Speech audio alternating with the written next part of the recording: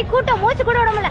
ஆனா பசங்க எல்லாம் தங்கமான பசங்க, பொம்பளை பிள்ளைங்க உள்ள நிக்கிறான்னு தெரிஞ்சதும் அப்படியே நகர்ந்து போனது. அவ்வளவு டீசன்ட், அவ்வளவு நல்லா இருந்துச்சு. அப்படி டேய் பிள்ளைங்க நிக்குதுடா நகர்றான்னு சொல்லி நகர்த்திக்கிட்டே கொண்டு வந்து எங்களை வெளியே விட்டாரு. இவங்களுக்கு எல்லாம் ஒரு மாதிரி மயக்கம் வந்துட்டு அப்படியே இவங்களை வெளியே கூட்டாரு. செம ஹெல்ப்பா இருந்தாங்க. அதே மாதிரி மன்றத்துல இருக்க பிள்ளைங்க எல்லாம் ஒரு மாதிரி இப்பெல்லாம் கூட ஒரு அக்கா மயங்கி விழுந்தாங்க. யாரு என்னன்னே தெரியல, கூட்டு போயிருக்காங்க ஹாஸ்பிட்டலுக்கு. நல்லா இருந்துச்சு, பாதுகாப்பாவும் இருக்கு, அதே மாதிரி நல்லாவும் இருக்கு.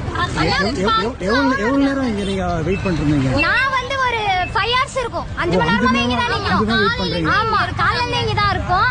இங்க நின்னுகிட்டு இருந்தோம். ஆனா இங்க எல்லாம் அந்த சைடு வராருங்க, உள்ள போனோம். ஃபுல்லாவே ஜென்ஸ் தான் இருந்தாலும் நவுருங்கன்னு சொன்னோம். இடிக்கலாம் ஒண்ணும் செய்யல. கேப் விட்டு எங்களுக்கு நிக்கிறதுக்கு மட்டும் எனக்கு அவ்வளவு வழி கொடுத்தாங்க. நாங்க தெளிவா விஜய் அண்ணாவை பார்த்துட்டு வந்துட்டோம்.